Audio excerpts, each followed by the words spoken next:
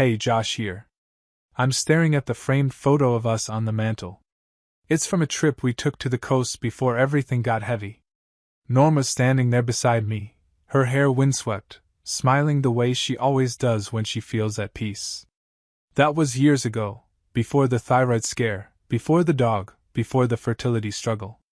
But in some ways, that picture still feels like us. It's the way we were, the way I thought we'd always be. Josh, can you hand me that box? Norma's voice pulls me back from the memory, grounded and clear. She's in the kitchen, the scent of cinnamon and vanilla wafting through the air. Her apron is on, the one with the little flower pattern that's seen more flour and frosting than fabric at this point. I slide the box over to her. You still planning on baking those cookies for the party? I ask, leaning against the doorframe. She looks over her shoulder, flashing me a tired smile. I promised Nancy. You know she loves them. Norma, always the perfectionist, always the host. Norma's been the steady rock in my life for the last 8 years. We've been through everything together, loss, health scares, career dips. But if there's one thing Norma's never wavered on, it's being there. Even when things get tough. Especially when things get tough. When we found out about the thyroid issue, Norma took it like a champ. She stayed calm while I was scrambling, trying to figure out if we could afford the treatments, what we'd do if it turned out worse than we thought. She had her doubts too, I could tell. But she didn't show it. Not until she could get me to stop pacing and sit with her, holding her hand. It wasn't the only thing we had to face. Losing Winston, our dog, was another blow. We didn't have kids then, not yet, so Winston was our baby. He was the kind of dog who knew when we were upset, always there to curl up next to you. When he died, we both took time off work. Neither of us had the energy to do anything but grieve in our own ways, in silence, and it hurt to admit we needed each other to get through it. But we did. We held it together. We kept moving forward. The real test came with the fertility issues. It wasn't quick, and it wasn't simple. For 5 years, we threw everything we had at it: doctors, treatments, diets, supplements. Norma changed her diet to fit every theory out there. She was determined to be the perfect wife, to carry our child, and I couldn't help but admire her resilience. But I also saw her breaking under the weight of it all, a quiet, steady crumble, like the small cracks forming on the surface of a perfectly beautiful vase. We took on multiple consultations, specialists, herbalists, even some experimental treatments that drained us financially. Each time, we hoped we were close to a breakthrough, but the news was never what we wanted to hear. The bills piled up, stress settled between us like smoke, and intimacy became something forced, another chore to tick off a checklist. At times, it felt like we were both reaching for something we couldn't quite touch. We tried everything to keep our connection alive, but sometimes it seemed like the harder we fought, the further apart we grew. Still, we stuck it out. The foundation between us was built on trust, and there was no amount of frustration or disappointment that could shake that. We leaned into each other, leaned into what we'd built, and found a way to keep going. Norma's belief in the future didn't falter, even when I wasn't sure we could keep trying. One day, she would say, brushing a strand of hair out of my face, we'll have a family. It might take time, but it'll happen. Her optimism was infectious. Even when I wasn't sure, she was certain. Her social media following wasn't anything grand, but it was steady. Her Pinterest page was a little corner of the internet, where she shared her love of baking and hosting dinner parties. The posts weren't elaborate. Simple photos of pies cooling on the counter, tables set with mismatched china, the kinds of things that made the people in our small town feel like they belonged. Norma was the heart of our community, the one people turned to when they needed a good meal or a warm space to talk. She had the knack for making everything feel like home, even when it wasn't easy. She wasn't perfect, though. She hated the way people tried to live up to her version of the perfect wife. As if that was what being a good partner was all about. And I couldn't blame her for feeling that way. There was a lot of pressure on her, a lot of expectations for someone so deeply rooted in tradition. But there was also grace in the way she handled it. She didn't try to be the perfect wife, she just was. The dinner parties, the cookies, the smiles she gave to people when they walked into our home. It was never about being perfect for the world. It was about being real. And in that, she was untouchable. I watched her knead the dough, her hands moving with an ease I could never replicate. The weight of everything we'd been through over the years, the heartache and the hope, all of it felt a little lighter when I saw her like this. We'd come a long way, and whatever came next, we were ready. Together. A few years have passed. The house hums with the noise of twin boys, Levi and Noah, now 3. Their laughter, high-pitched and insistent, bounces off the walls. Tiny feet pound against the floors as they race between rooms, chasing each other in circles. I stand in the kitchen, watching them through the window, while Norma moves through the living room, preparing snacks for a playdate. She hums as she arranges juice boxes and fruit slices, lost in the rhythm of it all. The day we found out we were pregnant with twins feels distant now, though it's still fresh in my mind. After all the tests, the failed attempts, the years of trying, the heartbreak. Twins. That simple word hit me like a wave, sweeping away years of frustration. It felt surreal, impossible, but it was true. Norma's belly rounded with life. 2 healthy babies growing inside her, after everything we'd gone through to get here. Norma was radiant through the pregnancy. Even with the morning sickness, the exhaustion, the endless rounds of doctor's appointments, she glowed. But there was something more, a quiet certainty in her eyes, something I hadn't seen before. She seemed sure, like this was meant to be, and it was contagious.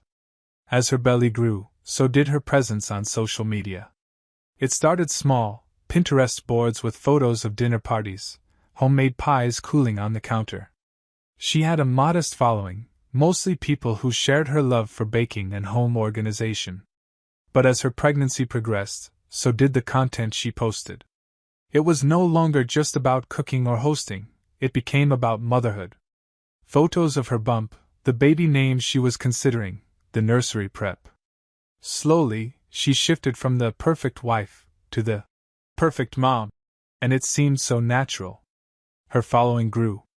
What started with a few hundred followers ballooned into thousands, and her content resonated with people. They weren't just following her because she was beautiful or had a nice home, they followed because they saw themselves in her. Norma was a real mom, the kind you could relate to, not just the influencer type.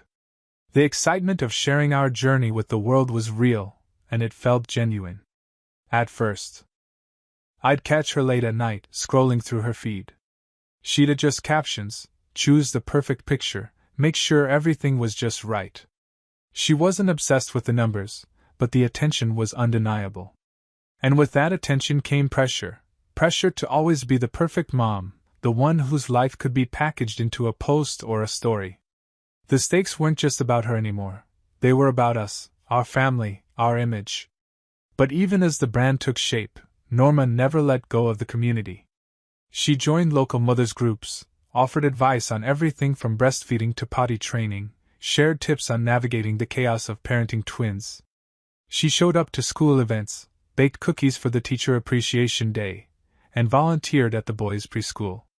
She became a fixture in our neighborhood, the mom everyone looked to for help, for guidance, for support. It didn't take long for people to start recognizing her. "Norma, I saw your post last week," someone would say at the grocery store. "You helped me figure out potty training." I could see it meant something to her, to be part of a community, to feel like she was making a difference. I was proud. Proud of how easily she managed it all, how effortlessly she juggled being a mom, a wife, and an influencer. But part of me started to miss the quiet moments we used to have, the evenings when it was just us, no phones, no screens. She was still there, but in a way, she was becoming someone else, someone I wasn't sure I fully recognized. I didn't mind the success, hell, I was thrilled for her, but I couldn't help but feel the pressure weighing on her. By the time the boys hit 3, life had settled into a rhythm. They were no longer babies. They were little people, curious, energetic, and endlessly entertaining. And I was grateful for every moment. Norma's social media career had blossomed, and her follower count had soared into the tens of thousands. She was no longer just a local presence, she had become a well-known figure in the parenting community. Sponsored posts, brand collaborations, giveaways. Our life had become content. But it wasn't just about the business. It wasn't just the numbers or the partnerships. It was still about her love for the boys, her passion for being a mother. She had managed to turn a dream into a reality without losing herself. Or at least, I hoped she hadn't. There were times when I could see the exhaustion in her eyes, the weight of the constant pressure to be perfect. But she never stopped. She kept going, and I admired her for it. Levi and Noah were everything we'd ever wanted. They were our dream come true. And as I stood in the kitchen, watching Norma prepare for the playdate, I realized just how far we'd come. The dream had been achieved. And now, we were living it. It started with small things, almost invisible at first. Norma's phone, always in her hand, her attention diverted to the screen even in the middle of a conversation. At first, I didn't mind. She was just responding to a comment, maybe sharing a photo. But it grew. The phone became an extension of her, always there, at dinner, during family time, even at night. The distance between us, once invisible, began to stretch. It wasn't just the phone. It was the neglect. The boys needed her, and she was too caught up in capturing their lives for an audience. I noticed it most at mealtime. I'd call for her to help with dinner, but she'd be snapping photos instead. The boys, hungry and restless, became props for her latest post. It wasn't about feeding them or being with them, it was about the perfect shot. One night, Levi tugged at her sleeve, crying for attention, while Norma adjusted the camera. Noah, hungry, kept asking for food. I snapped. "Norma, what the hell is going on?" I raised my voice, unable to hold it in anymore. "These are our kids. You can't keep treating them like photo opportunities." Her eyes didn't leave the screen. "Josh, I'm building something. This is for us, for our future." "I don't care about the future," I said, my anger rising. "I care about right now. About them. You're not here." She paused. For a second, I thought she understood. But then she sighed, her fingers flicking back to the screen. "I'll do better. Let me just finish this post." It didn't sit right with me. It wasn't enough. Over the next few days, she tried harder. She put the phone down at dinner, engaged with the boys more. It felt like she was scrambling to fix something that couldn't be fixed with empty promises. But things didn't improve. They just shifted. Now, there was a new layer to her distraction. She'd lock herself in the bathroom, her phone screen glowing behind the door. I could hear the vibrations, the steady buzz of constant notifications. A growing list of brands. The number of followers kept climbing. The passwords changed. I noticed when I tried to check something on her phone, a schedule, a calendar, but couldn't get in.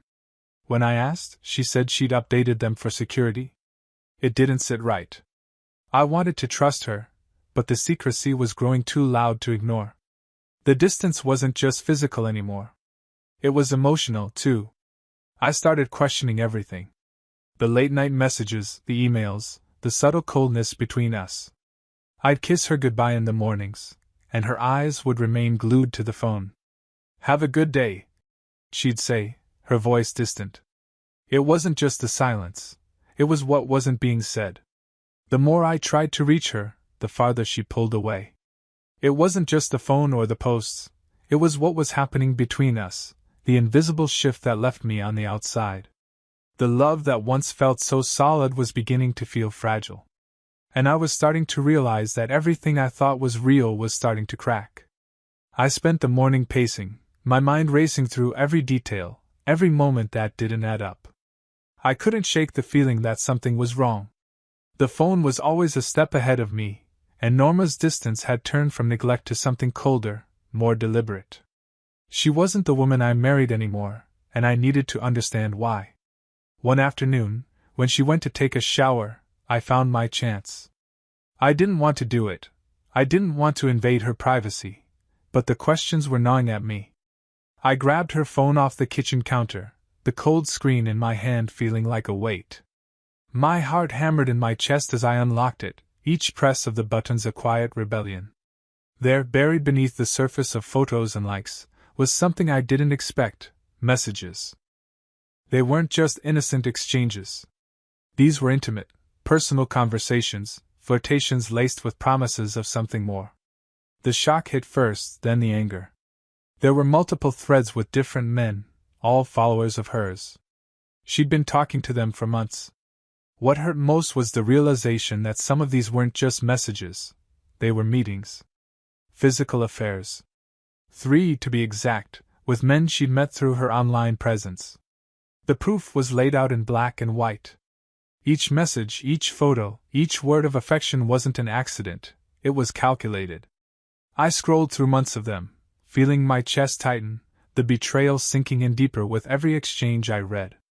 These weren't fleeting mistakes. This was a pattern. I felt numb. I couldn't process everything all at once, but I knew what I had to do.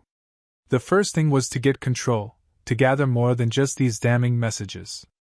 I couldn't confront her with just this. I needed something stronger, something irrefutable. I called a lawyer. I couldn't risk making a rash move without knowing the consequences. I sat in the waiting room, my fingers drumming anxiously on the armrest, my thoughts spinning out of control.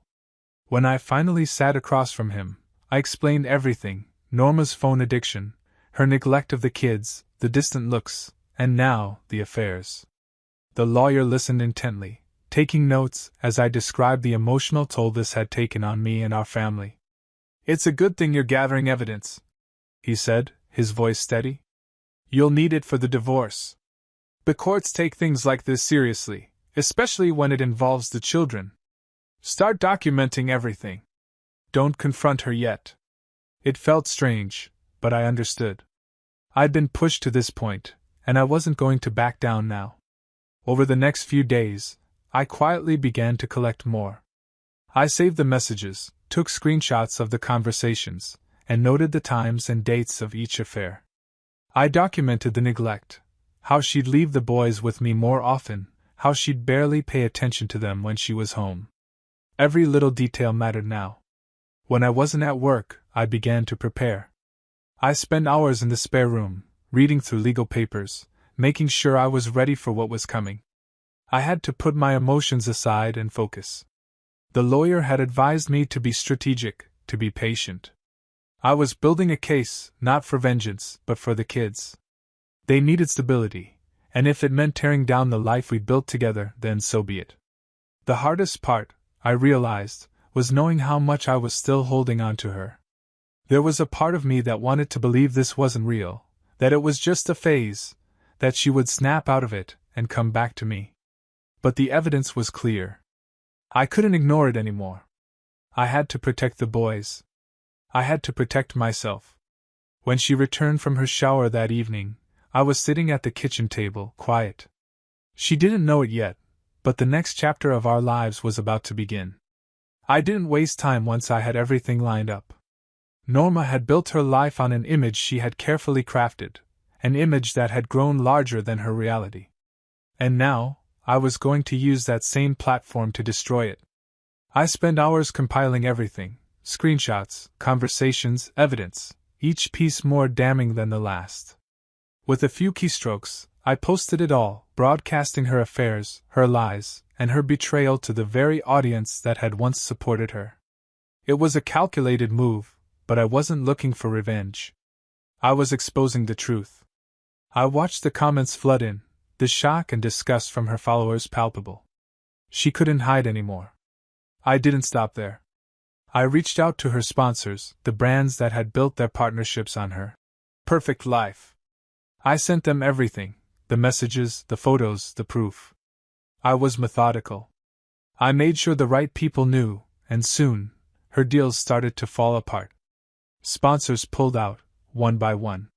The deals that had once brought her so much pride and financial security disappeared.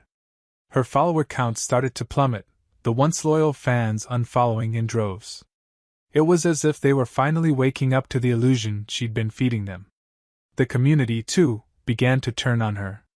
They had admired her for years, trusted her as the perfect suburban mom. But when the truth came out, they distanced themselves. Friends unfollowed. Invitations to local events dried up. Norma, once the queen of our small town, was suddenly an outsider, facing the full weight of her actions. The legal battle was inevitable. It wasn't just about the betrayal, it was about the kids. I wasn't willing to let her use them as props for her recovery. Custody arrangements became a priority. I fought for full custody, determined to give Levi and Noah the stability they deserved. Norma didn't fight me on it, not in the way I expected. Instead, she left, taking the easy way out. The property division was simpler than I thought. We had no need to divide it up piece by piece. The family home was put on the market almost immediately. I didn't want to be reminded of what had been built here. Too many memories, too much history, now filled with cracks. When I signed the papers, I felt lighter. Selling the house was a symbol, the last thing tying me to the life we had. I wasn't staying in this place anymore. It wasn't just about moving out of a house. It was about creating a future where my children could grow up without the toxic remnants of their mother's lies. The decision to relocate wasn't easy, but it was necessary. I wanted a fresh start, somewhere far from the shadow of Norma's mistakes. The boys deserved peace, a life not defined by their mother's public fall from grace. I found a small town, away from everything, where we could heal. I wanted them to experience a life untouched by social media, where they weren't caught in the web of online validation. I had to rebuild everything, starting with them. As for Norma, she faded from my thoughts as the weeks passed. I didn't wish her harm. She was the product of her own choices, and now she had to live with them. But I had learned something important: trust, once broken, is almost impossible to repair. Social media may amplify our successes, but it can also expose our flaws in ways that real life never could. I thought about our family values, the ones I had grown up with, the ones I thought we shared. They were simple: honesty, loyalty, love. The kind of things you can't fake. It wasn't about perfection. It was about real life, the messiness, the struggles, and the growth. It was about being present for each other, not just for the camera. Now, I was focused on healing, on creating a life built on those values. I didn't need social media to define me, to validate me. It was just me and the boys, and that was enough. What was broken was starting to heal, and for the first time in a long while, I felt hopeful.